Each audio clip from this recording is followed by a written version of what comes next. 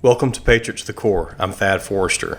This podcast exists because of my little brother, Mark Forester. He was angered by the attacks on 9/11, so he joined the military to help rid the world of terrorists. On September 29, 2010, he was killed on his first deployment. From his death notification to the dignified transfer ceremony, his viewing, funeral, and subsequent memorials, I was amazed at the new world of warriors we met. These patriots have become close to our family and been huge supports. They stood out because of their willingness to voluntarily fight evil. They believed in freedom. Because of their actions, I started this podcast to interview great Americans who serve their country and communities. Thank you for tuning in. This week's episode is with Matthew Longanacre, who is a retired AH-64 Apache pilot. This is a little bit of a different episode. It's obviously, first of all, shorter than most of mine, but also Matthew and I recorded this while we were rucking or walking the JAG 28 Memorial Birthday Walk on May the 18th, 2024 in Haleyville, Alabama. This is our annual event that the Mark Forester Foundation puts on. It's what I have organized and led since 2011, since we first started and since we organized the foundation. Matthew has come to several of these walks over the years. And so this time we just kind of hung out in the back for a few minutes, and he told me a little bit about his time working with Mark in Afghanistan. Matthew was overhead when Mark was killed. He was a few hundred feet above ground, so he couldn't really see with the naked eye. But it's always interesting to me to get the perspective of other people who served with Mark and those that were with him on his final mission in one capacity or another. So Matthew, believe it or not, has never been on the podcast. I've wanted to have him, and so finally, after 8 years of having this podcast, I get to talk to him just a little bit. The audio isn't the best. It's the first time I've tried to connect two wireless microphones to my cell phone, but I think it works. You may hear some other background noise from people talking and other people that are in the group, because we had 28 people this day walking, and then you may hear me talk to my son as well for a minute. But this is just a pure, really unedited interview with Matthew. Thank you for tuning in. And if you enjoy my podcast, I ask you to please rate it on Apple Podcast and on Spotify if you use both, or whichever podcast player that you listen to it on. Thank you very much. All right, Matthew, do you want to introduce yourself? Right now, we're probably at mile 4.5, let's just say. Yeah. Our May 18th, 2024. Please introduce yourself. All right, Thad. So I'm retired Chief Warrant Officer for Matthew Longanacre. Did 26 years active duty in the Army. Finished up as an Apache pilot. I did my first 4 years enlisted as light infantry. Did 4 years of parachute rigger till I got picked up for Warrant Officer School and Flight School, and then flew for 18 years and 3 tours in Afghanistan. All right, what did you fly? I flew the Apache. Yeah. Okay. So out of where? So I did a lot of my flying. I did all 3 of my tours in Afghanistan out of the 101st, first 101st at Fort Campbell, Kentucky. All right. Expect no mercy. Yes. So I got like maybe 2 or 3 specific questions about your relationship with Mark. Okay. When's the first time you worked with him? And if it wasn't, when's the most memorable? What's your most memorable experience with him? Okay. Alive? And then we'll talk about the day he was killed. Of course. So I can't tell you exactly when. I could go back in my journal, because I actually kept kind of a combat journal that one of my senior guys told me I should do, because you're never going to remember this stuff with any specificity. I could go back in there and maybe figure out when I worked with him the first time.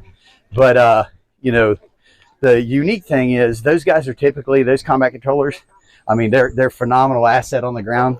But for us, they're normally just a voice on the radio, and that's all they ever are. But the one thing I remembered about Mark before I actually got to put eyes on him for the first time is his accent, of course, the Haleyville, Alabama accent. And it was always easy to pick him out on the ground because of his flags on his truck. His gun truck always had those flags on the back, so he was easy to pick out. Were both of them U.S. flags? He had a U.S. flag, and he had the Don't Tread on Me flag, if I remember correctly, as the other one. Okay. And he was the only one that ran flags, so it was always easy when he's trying to vector us on the targets and things like that, get us to look at things and orient us. Okay. First time, well, and normally I would never get to meet guys like Mark. And actually he's now Lieutenant Colonel Nick Curry to thank for getting to actually put eyes on Mark and put a face to the name. Okay. We just happened to be out on a mission one day there out of Tarrant Cal, and Mark and his guys weren't our mission. And they weren't even out of the wire that day. But my lieutenant, he was a lieutenant at the time, and Mark had stated they would stay in pretty close communication because we were so stretched. You know, he would always check with Mark to see if they were going to be out on a patrol, even if we weren't detailed to them. That way, if we were coming through the area and they needed help, we could check in with them and say, hey, is there anything you need before we move on to our assigned mission? Well, on this particular day, we go up and we're not their mission because they're not outside the wire, but they had worked out. Mark had some helmet cam footage from his helmet cam he always wore of us doing close combat attacks for him on a mission and taking out some insurgents. And Lieutenant Curry had if I remember correctly, had a flag that he had flown for Mark. They wanted to give to Mark. These details may be a bit fuzzy, but I feel like he had a flag. He had something to give to Mark. But he asked me, because he was flying in my front seat that day, and I was the air mission commander, he said, Matt, can we land at 5 Cobra? And I'm like, well, sir, the procedures guide doesn't say we can't. So in my mind, that says we can. He's like, because I need to see if I can hand this off with him. It's like, okay. So we called in, and in Mark's true laid-back fashion, he's like, yeah, LZ's clear. Come on in. We got a howitzer or two in here, but there's plenty of room. And, I come in and shoot the approach, and, plenty of room to Mark. Wasn't necessarily plenty of room to an Apache pilot. But I managed to sit it down between his howitzers, and here comes Mark in his Alabama t-shirt, and his ball cap and his fatigue pants. So he actually runs up to the front seat. Lieutenant Curry pops his door, and Mark hands him a memory card from his camera, and then Lieutenant Curry, I believe, handed him a flag, if I remember correctly. But that was the one time I got to put eyes on Mark. And was there anything like, hey, appreciate y'all, what y'all do, anything like that? There wasn't any real time for that because, like I said, technically we probably weren't supposed to be on the ground there. But, they wanted to do that, and there was nothing saying we couldn't. What I didn't want to have to answer for is, hey, why did I take mortar damage to my aircraft? Because I was sitting in a base I wasn't necessarily supposed to be in, kind of thing. But that was the one unique thing because, now I did end up meeting Ish later on the ground and George. But typically, we never put a face to those names. They're just call signs on the radio. But that covers, I'll say the first time I got to meet him because I got to look at him, and he got to look at me, but it wasn't like I had time to shut the helicopter down and hang out. So then when did you first come in contact with him on September 29th? What was going on, and then what was your role? Yeah, so, they were doing that big clearing operation through that green zone that day, a deliberate operation, his team, and I believe at least one other ODA team. And I was flying my lieutenant colonel at the time. Our task force commander was my front seater. He was the air mission commander. I was flying his back seater that day. And then, of course, Scott Chapman, I think you've mentioned before on the podcast, and Chris Shute were our other bird. And, the thing I remember first about that day is that green zone was pretty dense. And, of course, they're moving in cover. It's not like they're trying to stay out in the open. So we were having a really hard time keeping up with them because you got two teams normally only trying to track one. You got two teams trying to track under trees, around compounds, things like that. So we were really having to work to keep track of him and his guys. That's the first thing I remember. To keep track of Mark and his team, yeah. Because, the canopy on those trees, our FLIR is really good on that Apache, but if the trees are dense enough, they get under them, you can't see through it, because the leaves are reflecting the heat from the sun, and it's like a big umbrella you're standing under. I just can't see you. But, we didn't, obviously we could hear urgency in Mark's voice that day, especially as it got, after Calvin got hit. But we didn't, we knew it was urgent, but even in that kind of a heated moment, Mark never lost his cool on the radio. It wasn't like we could tell how bad things were by Mark's voice on the radio. And do you remember his words what he specifically said when Calvin was killed? I don't remember him transmitting specifically anything about Calvin over the radio to us. He might have done that on like their team internal radio, but I remember him, saying I think he said he was taking fire and he needs us to cover him overhead, meaning, hey, look, I need you right over top of me. And our typical our typical mission parameters over there on a mission like this, where we're providing coverage for those guys, our low bird doesn't go below 500 feet, because then you're like right for even just an AK-47 to hit you. Okay. Let alone an RPG. And then your second bird would be at 1,000 feet. And that's where you were. And I was the high bird. I was 1,000 feet. But probably even before Calvin got shot, we had already started to compress down. You know, because I had told the colonel, I said, hey, look, we're not keeping track of these guys. We need to get lower and get out so we can try to look underneath the trees, because we can't look down through them.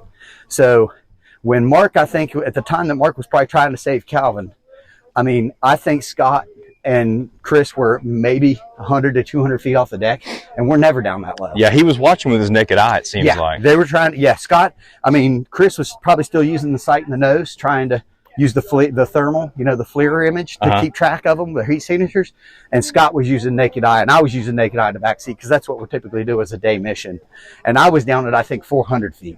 So I was maybe 200 feet above him, and we were right down on top of him, trying to keep track, because it was just so difficult in the terrain they were working to provide the coverage they needed. But you couldn't tell what was going on, could you? Not to the level of what they were. You know, we knew they were in a fight. That was apparent. I mean, because like when Mark came on the radio, you could hear the gunfire going, of course. But that wasn't unusual either. So then how did you know that Mark was killed? Well, the first indication I got personally is, you know, we got that last call from him that he needed us overhead now. And I could tell, even though he wasn't losing his cool, that he was in distress. Mm-hmm. And after that, there was a few minutes, well, I don't know if it was even a few minutes, there was a minute or two where there's nothing on the radio. And then one of the ODA team guys comes up on the radio. And I'm like, if he's talking to us and Mark's not, then there's a problem. He's probably been hit. Now, of course, I couldn't know at that time that we'd lost both of them. Mm-hmm. But I knew he was at least out of action, or he'd be talking to us. Yeah. Okay. I believe that Scott Chapman's testimony is I think he's the reason Mark has a Silver Star. Wow. Is that right? I mean, very possible. You know, Scott was our task force safety officer. You know, and of course, like I said, I had Colonel Haskin in my front seat, so that may have been a help too. I don't know. Okay. I wasn't part of that process. I mean, anytime we lose an American service member, we're going to do sworn statements on that mission, you know, so that if they need to be reviewed, they've got something that we signed and said, hey, this is how it happened. This is what we recall.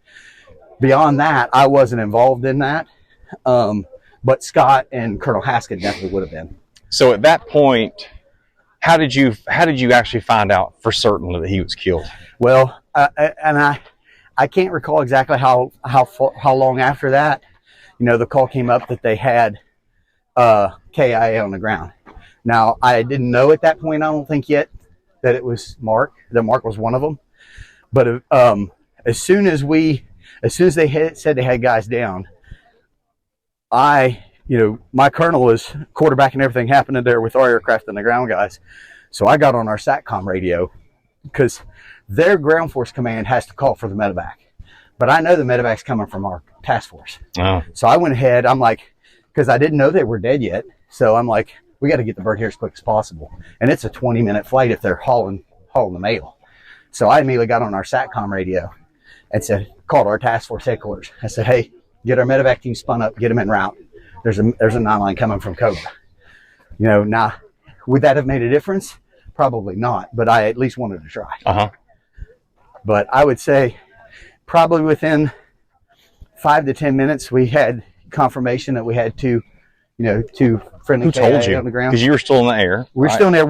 Probably the ODA team commander. I don't remember exactly who was talking to us at that point, but somebody on his ODA team. And so Mark at the same time was kind of talking to Frank Latt, Colonel Latt, Lieutenant Colonel Latt, the F-18 pilot, but y'all weren't He's linked. in the stack above us. No, he was above we're all on a frequency, but we're all on what we call a common air-to-ground frequency, an FM frequency.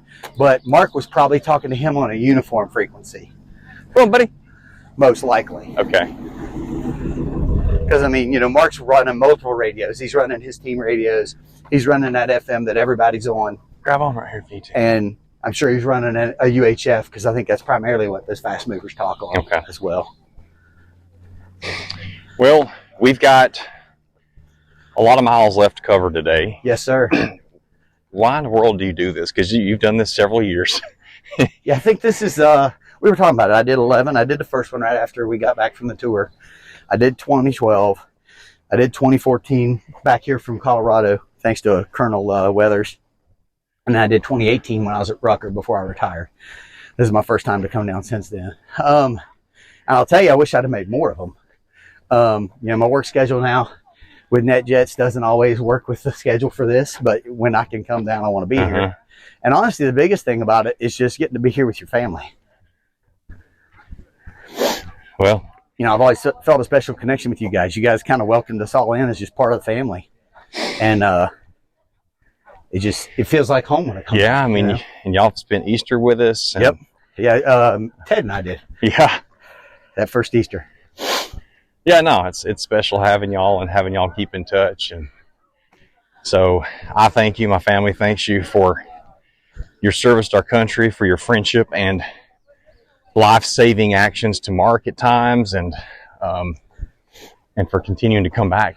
You know, yeah, we're, for those who don't know that are listening to this, Haleyville, Alabama is not on the main thoroughfare. No, sir. You're not going to come here unless you really want to come here. Pretty much, there's no interstate highway, there's no U.S. highway. Right, a little off the beaten path. Yeah. I mean, there's a 4-lane just in town for about a mile or two, but that's it. There's no really a 4-lane road. So, little small town out here in the foothills of the Appalachians, and we're glad y'all come. We've got 28 people doing the walk with us today. Actually, we just lost one person, my middle son, and I know we'll lose a few more today, statistically speaking. Right. But for the most part, we'll finish with most folks. Yeah, buddy. Yeah, my oldest son he is going to bow out, but he's going to join back in later. Take a break. Okay. Anything else, Matthew? I mean, not right now. You know, I've been listening since the first podcast, and you know, didn't know when I'd be ready to talk to you, but you know, hope you call my name someday. So yeah. Getting to do it in person like this, I think, is even better. It is better. Yeah. And I really need to shorten a lot of them anyway. So this is very, and this is actually what I prefer, is doing one while in action, doing something like. Oh yeah. Because that's another reason why I love rucking, is because you can get some exercise, right, and you can hold a conversation, right. Even though I'm now breathing heavy. That makes two of us. All right, brother. All Thank right. you. Thank you, man.